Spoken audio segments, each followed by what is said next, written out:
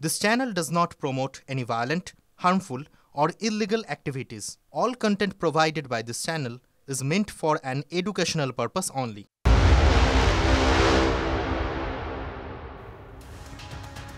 TV9 বাংলায় স্বাগত। Hotspot নিয়ে আপনাদের সঙ্গে রয়েছে আমি শর্মিষ্ঠা। আচ্ছা, সবার প্রথমে যদি আপনাদের একটা প্রশ্ন করি, গণতন্ত্র কি পারবেন বলতে? আসলে গণতন্ত্র জানেন তো এমন একটা শাসন ব্যবস্থা যেখানে সর্বোচ্চ ক্ষমতা জনগণের হাতে থাকে এবং জনগণের নির্বাচিত প্রতিনিধিরাই সরকার পরিচালনা করেন। আর গণতন্ত্রের পরীক্ষা তো কয়েক মাস পর, সেজন্য সবাই সবার মতো নিজেদের টার্গেটও ঠিক করে ফেলেছেন। তবে সেই সময় দাঁড়িয়ে রাজ্যের মন্ত্রী বীরবাহা হাসদা ভরা মঞ্চে বাঁকুড়ার তালডাংরায় দাঁড়িয়ে বলছেন রাজ্যে একটা দলই থাকবে, সেটা তৃণমূল কংগ্রেস। বিজেপি যেন ঝান্ডা বাঁধার খুঁটিও না পায়। কি বলেছেন শুনুন। বিজেপি সরকার যদি কোনোভাবে আসে, তারা যদি দায়িত্বে আসে, বা আমার মতো মেয়েরা, গ্রাম্য মেয়েরা, গ্রামের ছেলে মেয়েরা যদি কেক কেটে খায়, সেটাতেও কিন্তু বাধা দান করবে। তাই আসুন সবাই মিলে অঙ্গীকারবদ্ধ হই, এই বিজয়া সম্মেলনী থেকে আগামী দিন একটাও ঝান্ডা বাঁধার মতো খুঁটি যেন বিজেপি না পায়। তাহলে গণতন্ত্র কি শুধুমাত্র এই রাজ্যে শো অফ হয়ে থাকবে? মন্ত্রীর মতে জনগণ একটা দলই বেছে নিতে বাধ্য হবেন, মানে কোনো বিরোধিতা ছাড়াই রাজ্য সরকার চলবে। পশ্চিমবঙ্গের বুকে একটাই দল থাকবে, সেটার নাম তৃণমূল কংগ্রেস, এবং একটাই নেত্রী থাকবেন মমতা বন্দ্যোপাধ্যায়, একটাই নেতা থাকবেন অভিষেক বন্দ্যোপাধ্যায়। আমরা চাই না বিজেপির মতো দল এখানে আসুক। এরা যদি চলে আসে তাহলে আমাদের বাঁচা দায় হয়ে যাবে, এই এলাকার মানুষের বাঁচা দায় হয়ে যাবে। তাই আমরা চাই না একটাও ভোট নয়, একটাও পতাকা যেন লাগানো জায়গা না পায়। আসলে ব্যাপারটা কি বলুন তো, কয়েকদিন আগে তৃণমূলের পার্টি অফিস ভাঙচুর হয়েছিল না ত্রিপুরায়, তার প্রতিবাদে প্রতিনিধি নিয়ে ত্রিপুরা গিয়েছিলেন মন্ত্রী বীরবাহা হাসদা। সেখানে বিজেপি সরকারের বিরুদ্ধে অসহযোগিতার অভিযোগ করেছিলেন তিনি। পাল্টা ওই একই দিনে বিজেপি কি করেছিল, একটা ভিডিও পোস্ট করে দিয়েছিল সোশ্যাল মিডিয়ায়। মন্ত্রী বীরবাহা হাসদার প্রতিবাদ নিয়ে প্রশ্ন তোলা হয়েছিল বিজেপি নেতৃত্বের পক্ষ থেকে ওই ভিডিও পোস্ট করার পর। সেই ঘটনার পরিপ্রেক্ষিতেই মন্ত্রীর কিন্তু এই তীব্র বিজেপি বিরোধিতা, এবং সেই কারণেই তিনি বলছেন রাজ্যে শুধুমাত্র তৃণমূল কংগ্রেসই থাকবে, আর কোনো দল যেন সেখানে ঝান্ডা লাগানোর খুঁটি পর্যন্ত না পায়। স্বাভাবিকভাবে শাসক হোক বা বিরোধী, রাজনৈতিক চাপানুতত্ব হবে।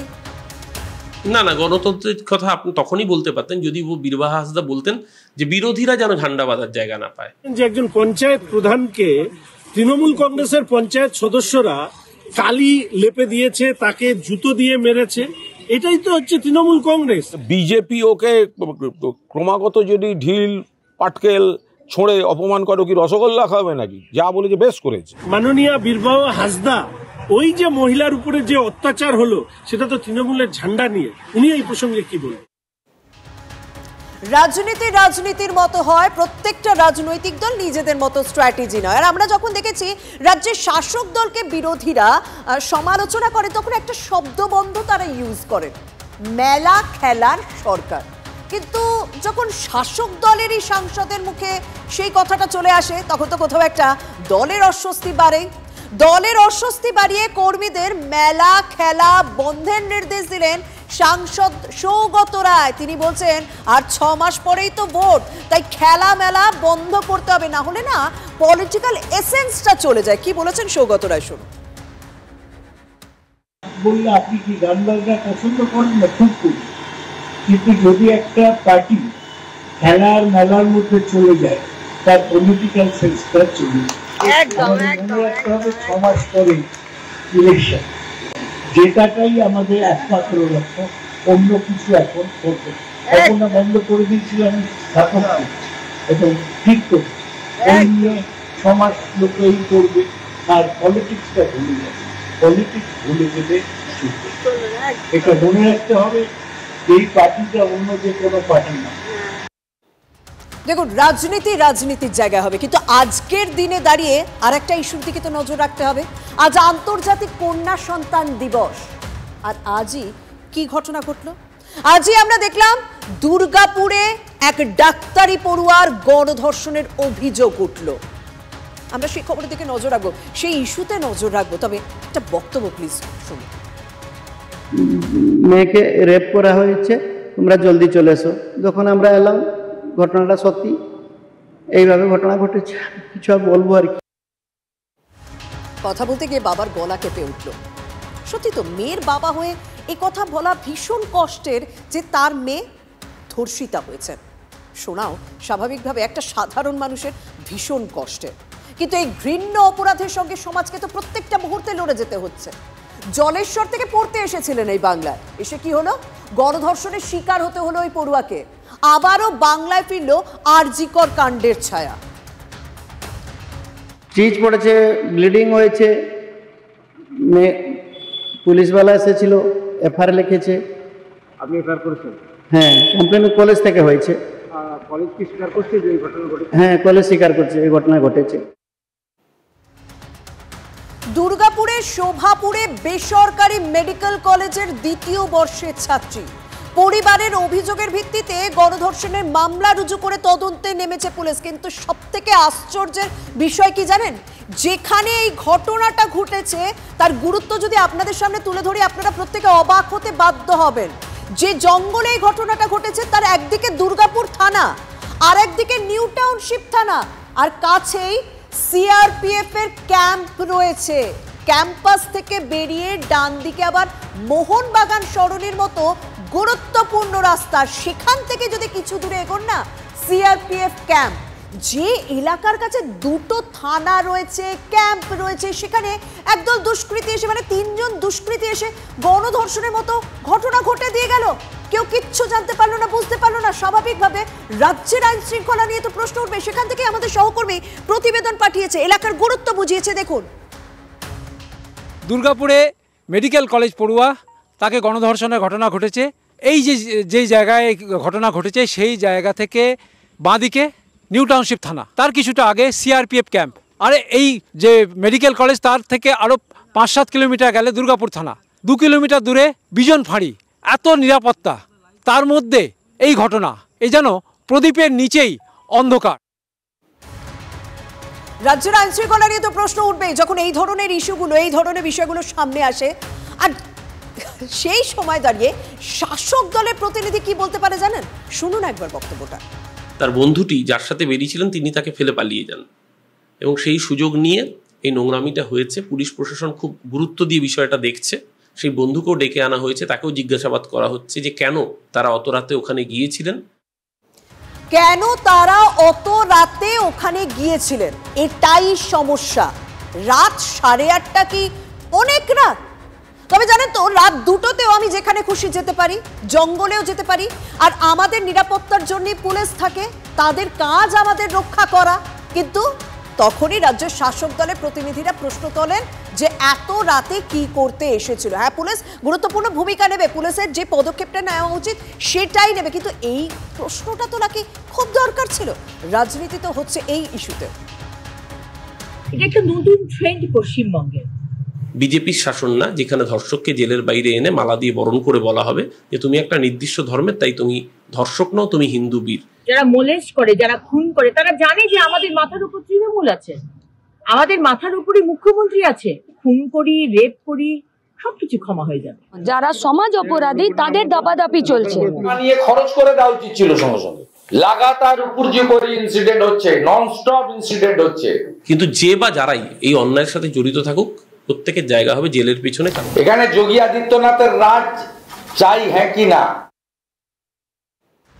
আর এই ঘটনাতেই সুপ্রিম কোর্টে প্রধান বিচারপতিকে চিঠি দিয়েছে ওয়েস্ট বেঙ্গল ডক্টরস ফোরাম।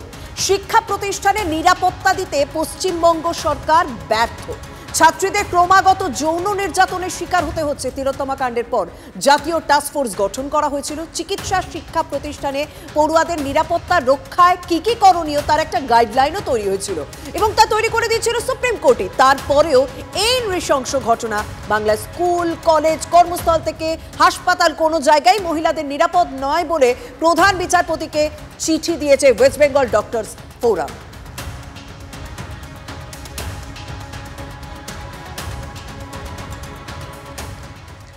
স্বপ্ন শেষ হয়ে যাচ্ছে, মেধা শেষ হয়ে যাচ্ছে, এটা কিছুতেই মেনে নেওয়া যায় না। আমার মেয়ের যদি বিচার হতো, আমার মেয়ের যে 2024-এ ঘটনার পরে একটা ঘটনা গুড়াপে ঘটেছিল, ছোট একটা শিশুকে ধর্ষণ হয়েছিল, তার তখন তার মা বলেছিল আরজি করে ডাক্তার দিদি বিচার পেল না, আমরা কি বিচার পাবো? এই যে হতাশাটা মানুষ কাজ করছে মানুষের মধ্যে, এই হতাশা সরিয়ে আমাদের রাস্তায় আসতে হবে। হতাশা সরিয়ে রাস্তায় আসতে হবে। রাস্তায় এসেছিল মানুষ, তারপরেও এই ঘটনা রোখা যাচ্ছে না। কারণ আরজি করে তো আমরা দীর্ঘদিন ধরে প্রতিবাদ সবকিছু দেখেছিলাম, কিন্তু এই ধরনের ঘটনা রোখা যাচ্ছে না। সেটা বারবার এরকম ঘটনা প্রকাশ্যে আসায় বোঝা যাচ্ছে। এবার একটু রাজনীতির দিকে আবারও নজর রাখতে হবে, কারণ সামনে ভোট রয়েছে এবং সেই ভোটে একটা আলাদা পার্সপেক্টিভ জয়েন হয়েছে, সেটা হচ্ছে এসআইআর। এই এসআইআর নিয়ে যখন তুঙ্গে জোর আলোচনা, তর্ক বিতর্ক না, তখনই কমিশন রাজ্য পত্র সংঘাত শুরু হয়ে গেল। পশ্চিমবঙ্গে ইআরও নিয়োগে বেনিয়মের অভিযোগ, মুখ্য সচিবকে চিঠি পাঠিয়ে বিধি স্মরণ করালো কমিশন। গতকালই শুভেন্দু অধিকারী তিনিও এই অভিযোগ করেছিলেন যে নিয়ম অনুযায়ী উচ্চপদস্থ সরকারি কর্মীদের ইআরও হিসেবে নিয়োগ করা হয় সেটা করা হচ্ছে না। সেই অভিযোগের ছায়া দেখা যাচ্ছে এইখানেও। ইআরও পশ্চিমবঙ্গে ইআরও নিয়োগে বেনিয়মের অভিযোগ করে মুখ্য সচিবকে চিঠি পাঠিয়েছে কমিশন। কেন এসডিওদের নিচের র্যাঙ্কে নিয়োগ করা হচ্ছে, মুখ্য সচিবকে চিঠি পাঠিয়ে প্রশ্ন জাতীয় নির্বাচন কমিশনের। একই সঙ্গে মুখ্য সচিবকে চিঠি পাঠিয়ে বিধি স্মরণ করিয়ে দিয়েছে কমিশনও। ৩রা অক্টোবর মুখ্য সচিবকে চিঠি দেয় কমিশন। রাজ্যে ইআরও নিয়োগ নিয়ে গতকাল বেনিয়মের অভিযোগ তোলেন শুভেন্দু অধিকারী।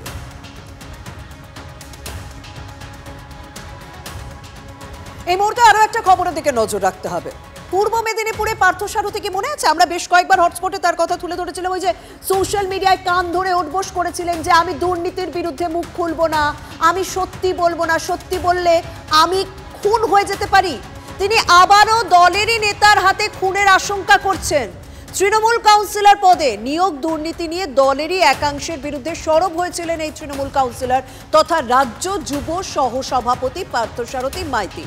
সেই তাকেই কিনা তৃণমূলের জেলা সভাপতি সুজিত রায় খুনের হুমকি দিচ্ছেন বলে এবার সেই অভিযোগ করছেন, জানিয়ে রাজ্যের শাসক দলকে তীব্র কটাক্ষ করছে বিজেপি। 9:19 এর সময় আমাকে হোয়াটসঅ্যাপে কল করেন এবং কল করার পর অকথ্য ভাষায় উল্টোপাল্টা বলা, বাবা তুলে কথা, তোকে দেখে নেব, করে নেব, তুই বাইরে বেরো, তোকে খুন করে দেবো, এইসব নানা বক্তব্য 1 মিনিট ধরে রেখেছেন। ওনাকে আমি তার পরবর্তী সময় মেসেজ করলাম, আমি কাকে খুনের হুমকি দিচ্ছেন, ঠিক আছে দেখা যাবে বলে উনি সিন করেছেন, তার কোনো উত্তর দেননি। উনি আজকে অস্বীকার করবেন যে আমি বলিনি। তাই আমি পুলিশ প্রশাসন এবং সমস্ত জায়গায় 2টি জিনিসের দাবি রেখেছি। একটা হচ্ছে আমি আর নতুন করে কুরবান শাহ, দ্বিতীয় কুরবান শাহ হতে চাই না। তার কারণ আপনারা জানেন এই পাঁশকুড়াতে কুরবান শাহ একসময় রাজনৈতিক নানাভাবে প্রতিবাদ করেছিল, আর আমিও তমলুকের রাজনীতিতে আজকে অনেক কিছুর প্রতিবাদ করেছি। বলে আমাকে ব্যক্তিগত যে আক্রমণ, যেভাবে খুনের হুমকি, উনি একটা জেলা সভাপতি, উনি যখন খুনের হুমকি দিচ্ছেন ওনার আন্ডারে প্রত্যেকটা ব্লকে জেলা সভাপতি আছে, তারা ইন্ধন পাবেন এবং আমরা রাস্তাঘাটে নিজেদের মোটরসাইকেল নিয়ে বেরোই, আমরা যে কোনো সময় এই আক্রান্ত হতে পারি। তো দুর্নীতি যদি দলটা থাকে, উনি তৃণমূলে এখনো আছেন কেন? উনি তো ছেড়ে বেরিয়ে আসতে পারেন, পার্টিটা ছেড়ে দিতে পারেন। ওই চোরদের সঙ্গে উনি থাকছেন কেন? তার মানে উনিও একজন চোর। তো উনি এত বড় বড় ডায়লগ দিচ্ছেন, দলটাকে ছাড়তে পারছেন না কেন? বসে যান, উনি তো অ্যাডভোকেট, কোর্টে তো প্র্যাকটিস করলে অনেক কামাই আছে। তো ওখানে দলটায় করছেন কেন চোরদের সঙ্গে থেকে? অনন্তনাগে অভিযানের সময় শহীদ ভারতীয় 2 প্যারা কমান্ডো, তাদের আজ দেহ বাড়িতে নিয়ে আসা হলো এবং যা খবর পাওয়া গিয়েছে অভিযানের সময় শহীদ ল্যান্স নায়ক সুজয় ঘোষ এবং ল্যান্স হাবিলদার পলাশ ঘোষ। জঙ্গি দমন অভিযান চলছিল, সেই সময় প্রতিকূল আবহাওয়ায় আটকে পড়েন তারা। প্রাকৃতিক দুর্যোগের মাঝেও কর্তব্যে অবিচল ছিলেন তারা। শহীদ 2 জওয়ানের বীরত্বকে পুলিশ ভারতীয় সেনা।